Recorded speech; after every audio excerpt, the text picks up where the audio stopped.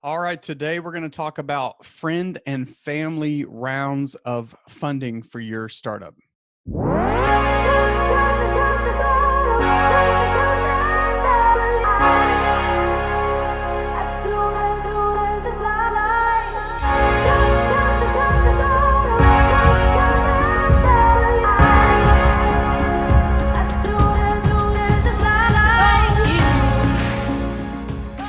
Hi, everyone. Hope you're doing good. Today, we're going to talk about friend and family rounds for your startup or for your business. And I got the question from Chris. So, Chris, thank you so much for the question. As always, it's a lot more fun for me to answer questions that you, my viewers, have and my followers have than it is to just talk about the things that I want to talk about. So, if you have questions, please feel free to hit me up. One of the best ways to do that is to tag me on Twitter, and I'll put my Twitter username right here below for you so you can tag me with the questions that you have.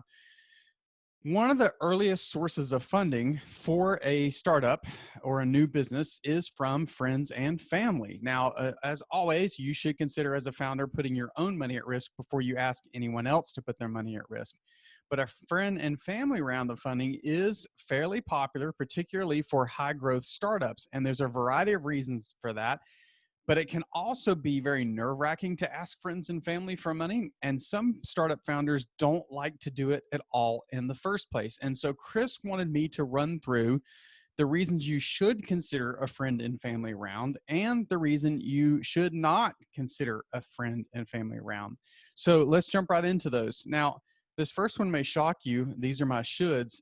It can be a lot of fun to do business with family. Now, I know what you're thinking. A lot of family businesses can be tough, and it's definitely true, but I've been in plenty of family business ventures, and it's a lot of fun to build businesses as a family unit. Sure, it's challenging. Sure, it comes with its own challenges, but it can be a lot of fun to build a family business. You're building a legacy together, and you're doing things together over and over. And so building a family business can be a lot of fun. Another reason you should consider a friend and family round for funding is you get to work with people that you trust. Now, again, you're going to challenge me on this, some of you, and say, well, wait a minute, I don't trust my family or my friends. Well, if that's the case, then you've got some bad friends and family. But for the most part, when you're a family unit, at least if you're a close family, there's already this inherent amount of trust between each other. And so doing business together because you trust each other can be a little bit easier.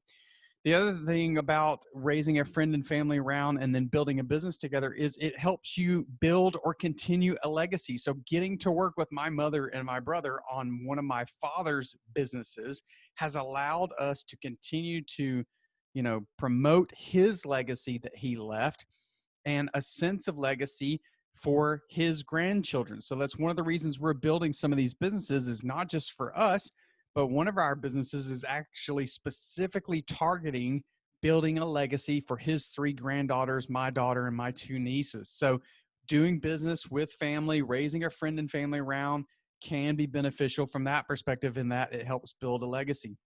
Also, another great reason that you should consider a friend and family round, assuming those friends and family have discretionary income to invest in the first place, right?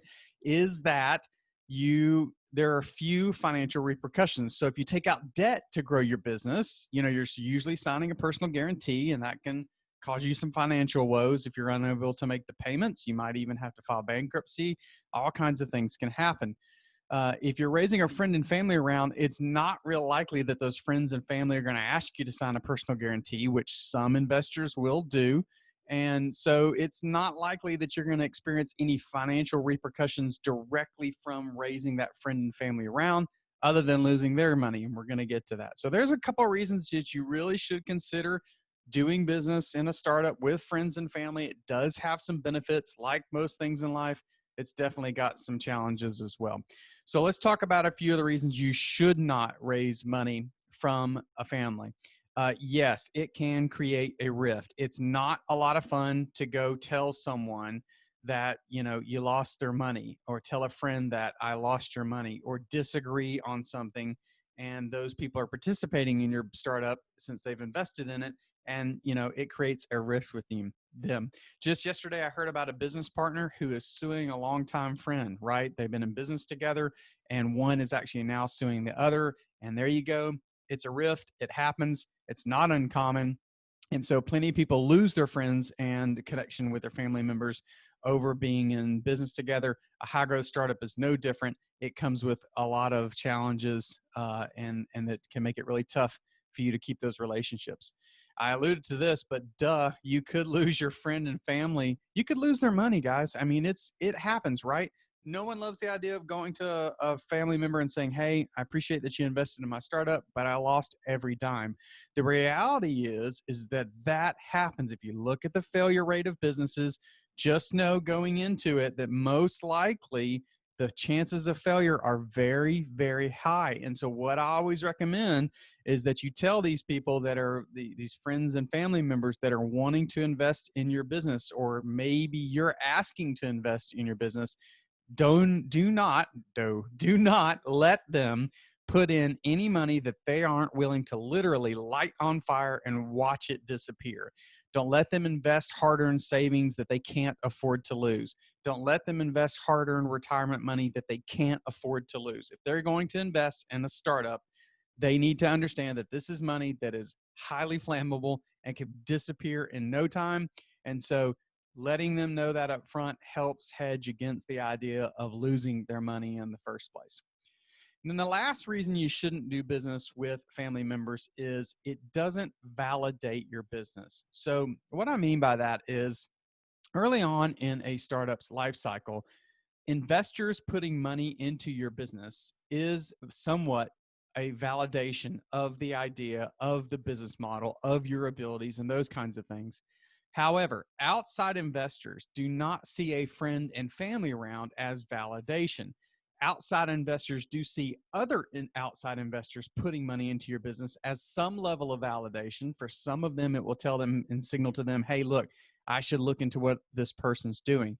But taking a friend and family around is not something you should promote as, "Hey, I have investors." It's just not the same.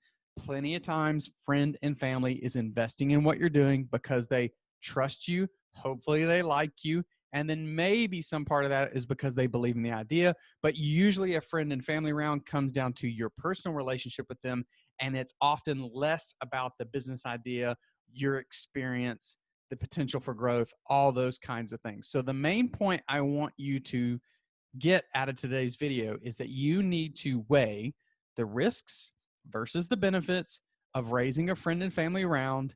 If you are going to raise a friend and family round, be sure you have very, very explicit conversations about what that means, how your relationship is going to be structured.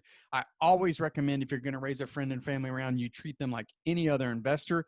Sit them down, have a pitch deck, do a pitch for them, answer their questions, treat them the exact same way you would any other investor. That way it keeps this sort of close relationship out of things to some extent. And then know that you could be most likely losing their money. And so make sure you set also firm boundaries about your new business relationship, particularly if you've never done business together in the first place. Chris, thanks again for the question. I hope that helps all of you. As always, until next time, I hope you find your voice. Hi guys, thank you so much for joining me on today's video. If you've enjoyed this video and you've enjoyed past content that I've produced, but you would like more information, more detailed recommendations around life design, careers, how to invest, you get insight into the investment decisions that I'm making and things that I am thinking about, how to grow a business, so you get behind the scenes content about how I'm growing a business, access to live Q&A sessions, and my newsletter on a weekly basis, please head to the link below. I look forward to connecting with you on a personal level. Take care.